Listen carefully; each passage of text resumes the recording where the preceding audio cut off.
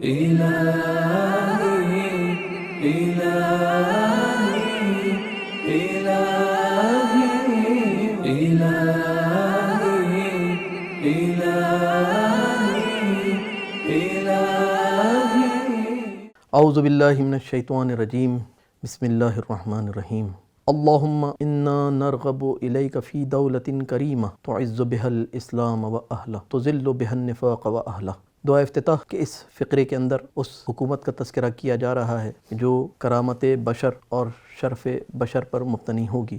جس حکومت میں عدل اور انصاف ہوگا۔ اور پروردگار کی بارگاہ میں دعا افتتاح پڑھنے والا اس بات کی تمنا کر رہا ہے، پروردگار میں تیری بارگاہ میں اشتیاق رکھتا ہوں، تجھ سے چاہتا ہوں کہ ایک ایسی حکومت کو قائم کر کہ جس میں اسلام کو عزت اور سربلندی عطا ہو، نفاق سرنگوں ہوں اور اہل نفاق ذلیل و خوار ہوں۔ یہ حکومت کہ جو امام زمان علیہ السلام اپنے ظہور کے بعد دنیا میں قائم کریں گے، جسے حکومت کریمہ کا نام دیا جا سکتا ہے اس دعا افتتاح کے فقرات کو دیکھتے ہوئے، کہ حکومت کریمہ کہ جس کی صفت یہ ہوگی کہ اس حکومت کے اندر انسان کی ارزش کا قائل ہوا جائے گا، انسان کو اہمیت حاصل ہوگی۔ آج دنیا میں ہر طرف ہر چیز کی عزت ہے سوائے انسان کے، کہ انسان ذلیل و خوار ہو رہا ہے، انسانیت ختم ہوتی چلی جا رہی ہے،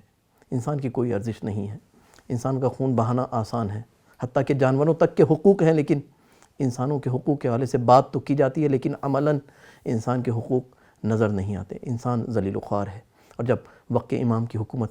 قائم ہوگی تو وقت امام کی حکومت میں انسان کی ارزش کے حوالے سے انسان کو ارزش اور فوقیت دی جائے گی۔ اس لیے کہا اللہم انا نرغب الیک فی دولت کریمہ، ایک ایسی حکومت کے جو کرامت پر مبنی ہوگی، کیونکہ تو نے بنی آدم کو کرامت عطا کی ہے، لقد کرمنا بنی آدم، ہم نے بنی آدم کو کرامت عطا کی ہے۔ جب بنی آدم کو کرامت عطا کی ہے تو حکومت بھی کرامت پر ہی مبتنی ہونی چاہیے، ایسی حکومت کی جس کے اندر اسلام اور اہل اسلام کو سربلندی عطا ہو، کہ جو مسلمان ذلیل و خوار ہو رہے ہیں آج دنیا میں، جب حکومت امام زمان قائم ہوگی تو اس حکومت کے اندر اسلام اور اسلام کا کلمہ پڑھنے والے، خدا کا کلمہ پڑھنے والے مسلمین سر بلند ہو جائیں گے، اور منافقین اور نفاق ذلیل و خوار ہو جائیں گے۔ اور پھر اس حکومت کے لیے پروردگار عالم کی طرف سے استعداد فراہم کی جائے گی۔ اے پروردگار تو استعداد فراہم کرے گا، اس حکومت میں ہر مومن کے لیے استعداد کا زمینہ فراہم کرے گا، وہ اسباب فراہم کرے گا مومن کے لیے کہ مومن اس حکومت میں اپنے کمال کے سفر کو انتہا تک پہنچائے۔ یعنی یہ حکومت کہ جو امام زمانہ کی حکومت ہوگی، اس کے اندر مومن کی اپنی استعداد کے مطابق پروردگار کے نزدیک پہنچنے کی تمام چیزیں فراہم کی جائیں گی، کہ مومن بغیر کسی رکاوٹ کے اپنے رب کی بارگاہ میں جتنا نزدیک ہو سکتا ہے نزدیک ہو جائے۔ آج کی دنیا میں دیکھیں آپ، مختلف مسائل ہیں کہ جو انسان چاہتا بھی ہے کہ اپنے رب کے نزدیک ہو،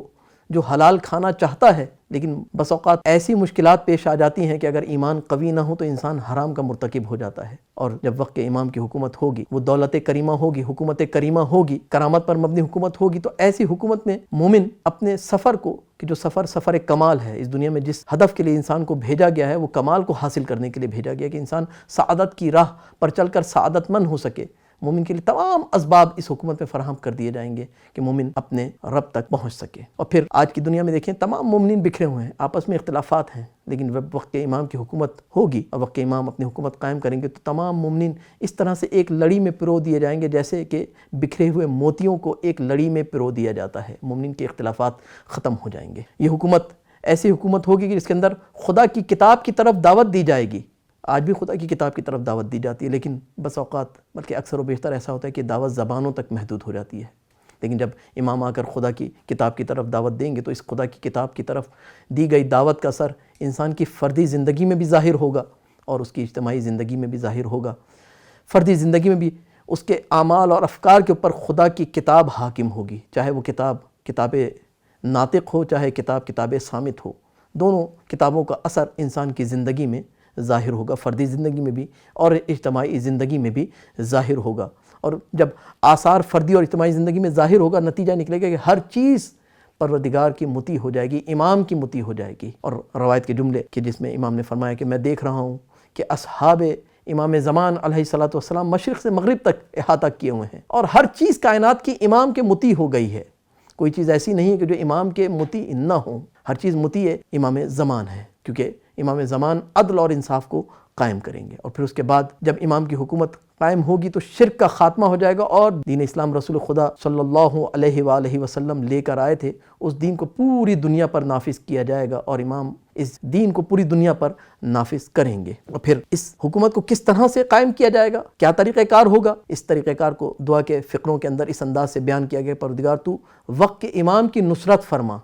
اور امام کے ذریعے سے ہماری نصرت فرما، یعنی وقت کے امام کی نصرت پروردگار کرے گا اور امام مومنین کی نصرت کریں گے، اور پھر اس نصرت کا نتیجہ یہ ہوگا کہ فتح کے دروازے امام کے لیے کھل جائیں گے۔ دنیا کی ہر سرزمین کو، ہر خطے کو امام فتح کریں گے، اور فتح کرنے کے بعد ایک حکومت کی بنیاد ڈالیں گے جو کرامت پر مبنی حکومت ہوگی۔ اور پھر اس کے بعد آخر میں مومن اپنی موجودہ حالت کو بیان کرتا ہے کہ پروردگار میں اس حکومت کا انتظار کر رہا ہوں، کیوں کر رہا ہوں؟ پروردگار میں تیری بارگاہ میں اپنے نبی کی غیر موجودگی کو بیان کر رہا ہوں، فقد نبینا، اے پروردگار میں تیری بارگاہ میں شکوہ کرتا ہوں